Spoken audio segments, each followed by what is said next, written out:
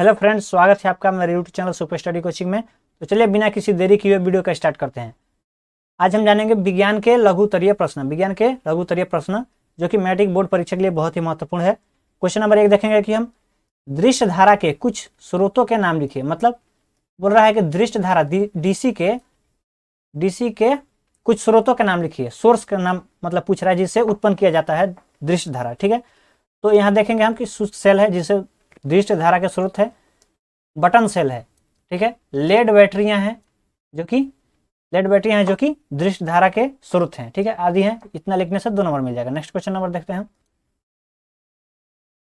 2 number question देखेंगे, galvanometer किसे कहते हैं। मतलब पूछ रहा है कि गैल्वेनोमीटर किसे कहते हैं। ठीक है, इसका परिभाषा डेफिनेशन को लिखना है, गैल्वेनोमीटर किसे कहते हैं। ठीक है, तो उत्तर में सही उत्तर कैसे लिखेंगे। गैल्वेनोमीटर एक ऐसा उपकरण है, मतलब गैल्वेनोमीटर एक ऐसा उपकरण है जो किसी परिपथ में विद्युत धारा की उपस्थिति संसूचित करता है। मतलब किसी विद्युत धारा में किसी परिपथ में मतलब किसी वायर में विद्युत धारा के उपस्थिति को बतलाता है। ठीक है, ये 2 नंबर क्वेश्चन आपको पूछ सकता है। फिर 3 नंबर क्वेश्चन देखते हैं हम, प्रत्यावर्ती धारा किसे कहते हैं। मतलब प्रत्यावर्ती धारा एसी धारा किसे कहते हैं। इसका डेफिनेशन अगर आपको पूछे तो ऐसे लिखिएगा, ऐसी विद्युत धारा जो समान काल अंतराल के पश्चात अपनी दिशा में परिवर्तन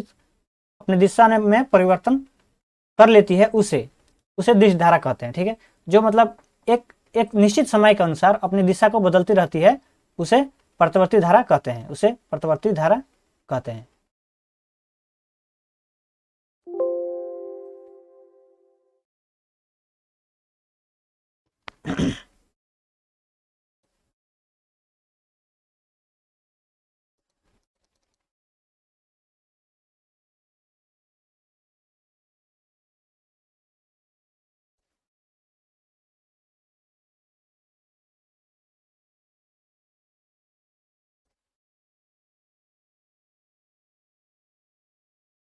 हेलो फ्रेंड्स, स्वागत है आपका मेरे YouTube channel super study coaching में।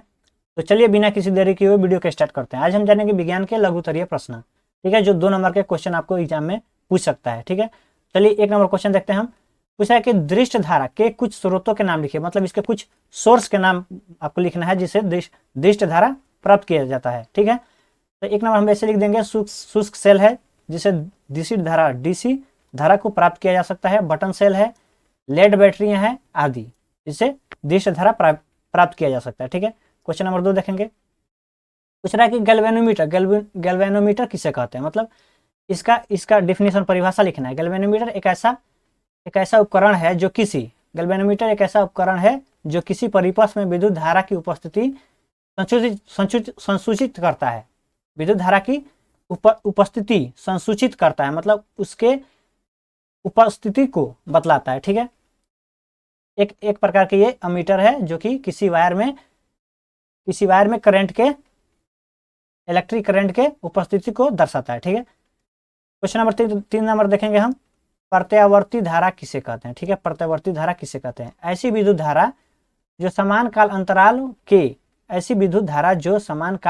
के पश्चात अपनी दिशा में परिवर्तन कर लेती है उसे प्रत्यावर्ती धारा कहते हैं। ठीक है, मतलब एक निश्चित समय के अनुसार वो अपनी दिशा को बदल देती है, उसे प्रत्यावर्ती धारा कहते हैं। ठीक है, इतना लिखने से आपको 2 नंबर मिल जाएगा। ठीक है, प्रत्यावर्ती धारा कहते हैं। क्वेश्चन नंबर 4 देखेंगे हम। बोला है कि विद्युत चुंबक किसे कहते हैं। ठीक है, इसका डिफिनेशन कैसे हम लिखेंगे। विद्युत धारा के प्रवाह से प्राप्त चुंबक को विद्युत चुंबक कहते हैं। विद्युत धारा के प्रवाह से मतलब उसके बहने से विद्युत धारा के प्रवाह से प्राप्त चुंबक को विद्युत चुंबक कहते हैं। इसको बहुत ही शॉर्ट फॉर्म में हमने लिखा हुआ है। ठीक है, तो इतना लिखने से आपको 2 नंबर मिल जाएगा। ठीक है, अगला क्वेश्चन 5 नंबर है कि विद्युत मोटर किस ऊर्जा को किस में बदलता है। ये बहुत ही महत्वपूर्ण क्वेश्चन है, बार बार रिपीट करता है। विद्युत मोटर किस ऊर्जा को किस में बदलता है। ठीक है, तो इसका उत्तर ऐसे लिख देंगे एक लाइन में, विद्युत ऊर्जा को यांत्रिक ऊर्जा में बदलता है। विद्युत ऊर्जा को यांत्रिक ऊर्जा में मोटर बदलता है। ठीक है, क्वेश्चन नंबर हम 6 नंबर देखेंगे। विद्युत आवेश के 2 गुण लिखिए। मतलब उसका पूछ रहा है कि 2 गुण उसका लिखना है। ठीक है, विद्युत आवेश के 2 गुण को लिखिए।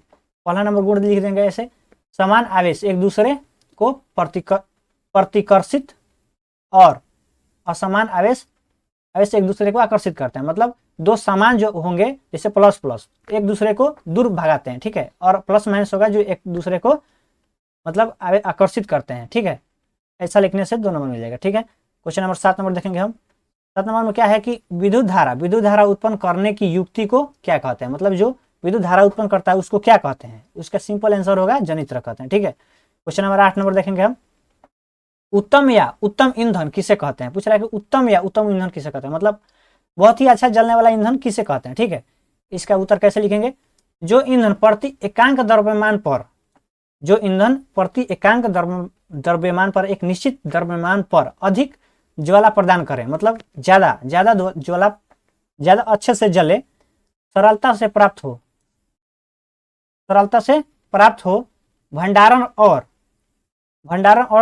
परिवहन सरल हो, मतलब उसका रखाव और मतलब लाने होने का जो खर्च है सरल हो, तथा दाम में सस्ता हो, उसे उत्तम ईंधन कहते हैं। मतलब जो सस्ते में मिले और अच्छा काम दे, मतलब अच्छा जले, उसे उत्तम ईंधन कहते हैं, ठीक है। क्वेश्चन नंबर 9 देखेंगे हम। विभव किसे कहते हैं। क्वेश्चन नंबर 9 में है कि विभव किसे कहते हैं, ठीक है। विभव किसे कहते हैं, या अथवा में आपको ऐसे क्वेश्चन पूछ सकता है कि विभव विद्युत विभव से आप क्या समझते हैं, ठीक है। विभव किसे कहते हैं या विद्युत विभव से आप क्या समझते हैं, ठीक है। तो इसका सही उत्तर क्या होगा, किसी चालक की वह अवस्था जो यह बताए कि, किसी चालक की वह अवस्था जो यह बताए कि इसे किसी दूसरे चालक के साथ संपर्क में लाने पर विद्युत आवेश का प्रवाह किस दिशा में होगा, यह विभव कहलाता है। मतलब एक निश्चित दिशा, मतलब पूछ रहा है कि किसी चालक की वह अवस्था जो बताए कि इसे किसी दूसरे चालक के साथ संपर्क में लाने पर विद्युत आवेश का प्रवाह किस दिशा में, मतलब किस दिशा में जाए, किस डायरेक्शन में जाएगा, वह विभव कहलाता है, ठीक है। तो चलिए क्वेश्चन नंबर 10 नंबर देखते हैं। कोयला किस प्रकार का ईंधन है। पूछ रहा है कि कोयला किस प्रकार का ईंधन है। ऐसा कुछ क्वेश्चन आपको पूछ सकता है, बहुत बार पूछा भी है। तो कोयला किस प्रकार का ईंधन है, तो इसका सही उत्तर क्या होगा, जीवाश्म ईंधन है, ठीक है। कोयला एक जीवाश्म ईंधन है, ठीक है। चलिए क्वेश्चन नंबर 11 देखते हैं हम। 11 नंबर है कि विद्युत की शक्ति किन किन बातों पर निर्भर करती है। विद्युत की शक्ति किन किन बातों पर निर्भर करती है, मतलब उसका पावर, विद्युत का पावर किन किन बातों पर निर्भर करता है। इसका उत्तर कैसे लिखेंगे हम कि विद्युत धारा की शक्ति पर निर्भर करता है। धारा की क्या, मतलब उसके कंटिन्यूटी का पावर पर निर्भर करता है। कुंडली में तारों की लपेटों की संख्या पर, मतलब कितना उसको घुमाया गया है, ज्यादा घुमाने से प्रतिरोध बढ़ जाता है, ठीक है। तो उसके लपेटों पर चुंबकीय रूप में, मतलब चुंबकीय रूप में, ठीक है। तीसरा 3 हमने इसको 3 लिख दिया है, ठीक है। चलिए क्वेश्चन नंबर हम अगले देखते हैं। 12 नंबर में लघु पथन के समय परिपथ में विद्युत धारा के मान पर क्या प्रभाव पड़ता है। पूछ रहा है कि वो जो होता है ना शॉर्ट सर्किट, लघु पथन के समय विद्युत धारा के मान पर क्या प्रभाव पड़ता है, बहुत ही अधिक बढ़ जाता है, ठीक है।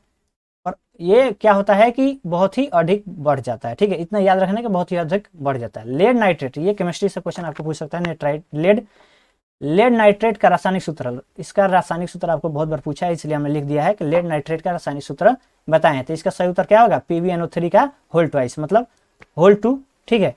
14 नंबर क्वेश्चन देखते हैं हम। सोडियम धातु को किरोसिन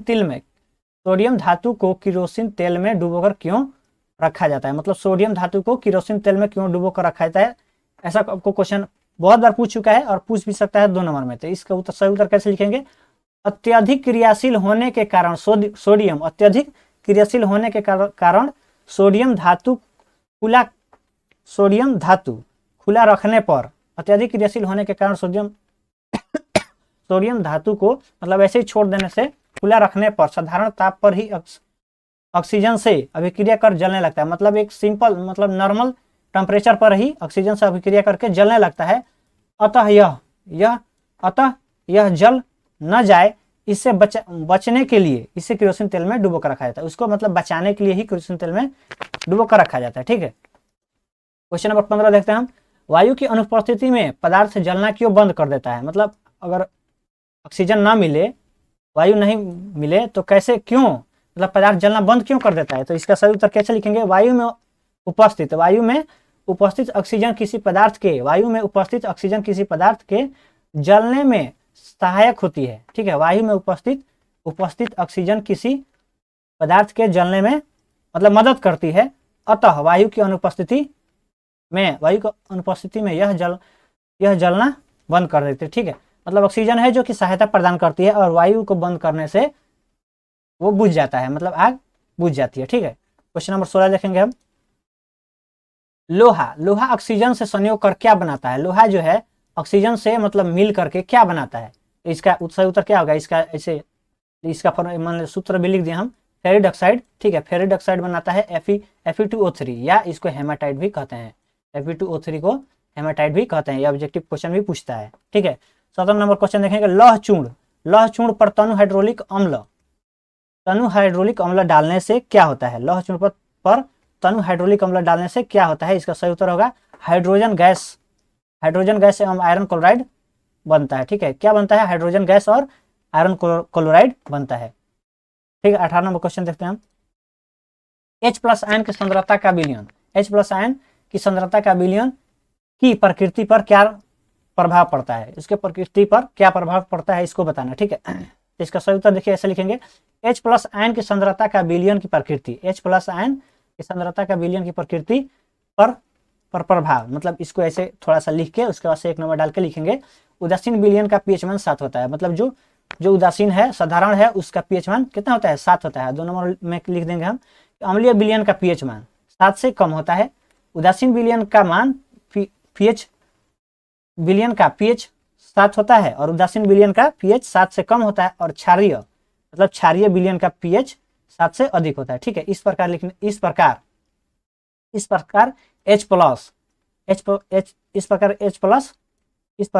H+ आयन की सांद्रता विलयन की प्रकृति को बढ़ाता घटाता या उदासीन बनता है। ठीक है, बढ़ता घटता या उदासीन बनता है।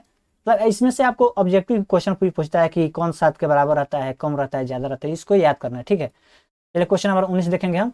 19 नंबर में क्या है कि नमक का रासायनिक नाम एवं सूत्र लिखे, मतलब ऐसा भी क्वेश्चन पूछ सकता है, उसका नाम लिखिए और उसके सूत्र को भी लिखिए। तो इसका सही उत्तर कैसे लिखेंगे? Sodium chloride. ठीक है, इसका सही उत्तर हो जाएगा सोडियम क्लोराइड, NaCl। ठीक है, चलिए क्वेश्चन नंबर हम 20 देखेंगे। 20 नंबर में कि धोने का सोडा एवं बेकिंग सोडा के एक प्रमुख उपयोग लिखें। धोने का सोडा एवं बेकिंग सोडा के एक प्रमुख उपयोग लिखें। मतलब धोने का सोडा और बेकिंग सोडा के एक जो है उपयोग, मतलब उसका यूज लिखने के लिए बोल रहा है। तो धोने का सोडा प्रयुक्त कर कठोर जल को मृदु बनाया जाता है। मतलब धोने का सोडा का उपयोग करके कठोर जल को मृदु बनाया जाता है। मतलब आज हम जान लेते, फिर यहाँ देख लें थोड़ा सा एक आया है कठोर जल क्या है? वह जल जिसमें विलयशील, मतलब वह जल जिसमें घुलनशील बोलते हैं, घुलनशील कैल्शियम तथा मैग्नीशियम लवण कार्बोनेट, क्लोराइड तथा सल्फेट के रूप में उपस्थित होते हैं, उसे कठोर जल कहते हैं। ठीक है, यह साबुन के साथ आसानी से झाग नहीं बनाता। ठीक है, क्योंकि इसमें लवण उपस्थित रहते हैं। और मृदु जल किसे कहते हैं? ठीक है, यहाँ पे एक शब्द आ गया है कि मृदु जल, ये मृदु। ठीक है, कठोर जल को मृदु बनाया जाता है, मतलब मृदु ऐसा जल जिसमें लवण आदि नहीं होते हैं, ऐसा जल जिसमें लवण आदि नहीं होते हैं और उसमें साबुन के साथ आसानी से झाग पैदा हो जाती है। ठीक है, मतलब एक सिंपल पानी जैसा होता है कि जिस साबुन के साथ जो है झाग बनाता है, ऐसे जल को ही मृदु जल कहते हैं। ठीक है, तो बनाया जाता है इसका उपयोग करके।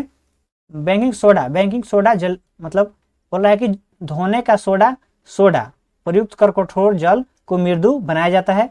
बेकिंग सोडा मतलब पूछ रहा है कि इसमें यहाँ पर क्वेश्चन है कि बेकिंग सोडा के एक प्रमुख उपयोग लिखना है। तो अभी यहाँ पर लिख देंगे बेकिंग सोडा का है जलेबी, मुरब्बा, ब्रेड इत्यादि बनाने में प्रयुक्त होता है। ठीक है, तो बहुत बहुत धन्यवाद। अगर आप हमारे चैनल पर नए हैं तो कृपया करके हमारे चैनल को सब्सक्राइब कर लीजिए और साथ ही साथ बेल आइकन को दबा लीजिए। बहुत बहुत धन्यवाद।